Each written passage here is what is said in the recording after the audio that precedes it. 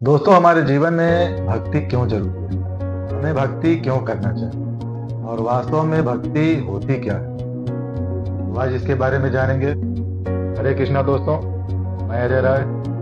दोस्तों, भक्ति हमें हर परिस्थिति में जीना सिखाती है, प्रसन्न रहना सिखाती है, हमें डिप्रेशन से बचाती है और हमारे मन को शांत रखती है।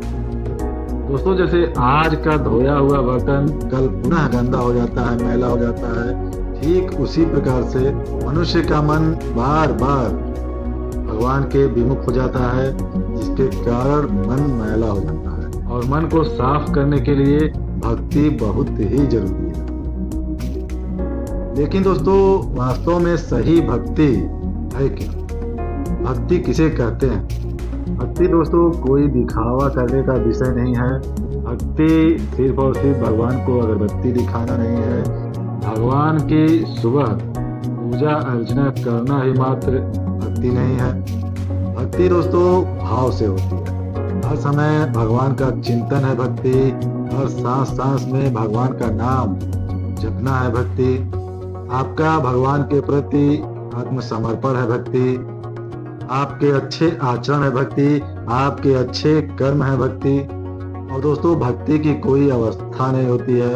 भक्ति करने की कोई अवस्था नहीं होती है। भक्ति प्रारंभ से ही की जाए तो अति उत्तम है। लेकिन दोस्तों, अक्सर लोग यही कहते हैं कि भक्ति बुढ़ापे में चल के करें। जवानी में कौन भक्ति करे? भक्ति तो बुढ़ापे का विषय है। बुढ़ापे में जब हाथ पैर नहीं काम करेंगे तब भक्ति करेंगे। लेकिन दोस्तों, बुढ़ापे में भक्ति नहीं हो पाती है। बुढ़ापे में सिर्फ और सिर्फ भक्ति का दिखावा होता है, ढोंग होता है।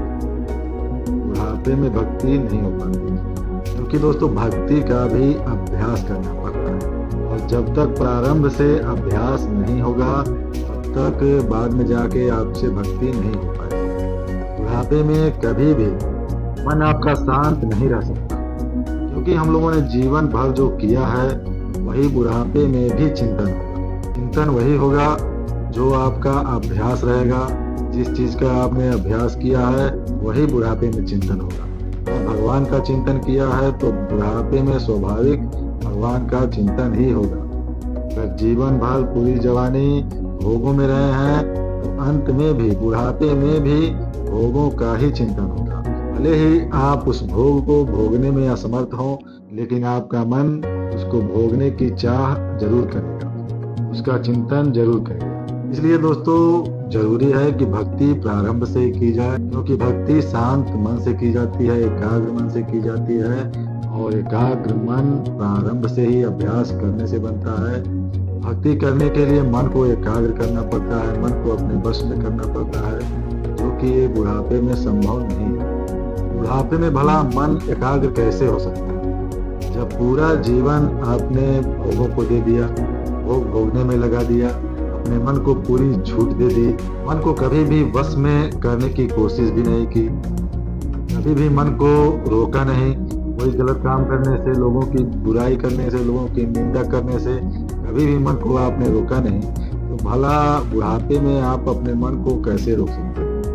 दोस्तों, ये समझना बहुत ही जरूरी है कि भक्ति प्रारंभ से ही हो पाती है। बुढ़ापे में कोई भक्ति उक्ति नहीं हो पाती है। लेकिन दोस्तों, ये सब बातें हम लोगों के समझ में नहीं आती, क्योंकि हम लोग भोगों को भोगने में इतने आसक्त हो गए हैं कि हम किसी भी चीज को, किसी भी बुरे कर्म को छोड़ने के लिए तैयार नहीं। और यहाँ तक कि शास्त्रों की बातों को भी हम लोग झूठा साबित करने में लगे रहते हैं, सिर्फ और सिर्फ अपने सुविधा के लिए, अपने भोग के लिए। दोस्तों, भक्ति भाव से करना चाहिए। भगवान को भाव पसंद है, ना कि आपकी भोगों की चीज।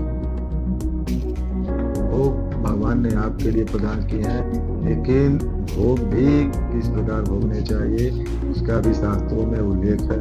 शास्त्र संबद्ध भोग ही भोगें और प्रभु को अर्पित करने के बाद ही। तो जब प्रभु को कोई गलत खाद्य पदार्थ, अपवित्र खाद्य पदार्थ और बुरे कर्म समर्पित नहीं किए जा सकते, तो दोस्तों वैसे कर्म करना ही क्यों?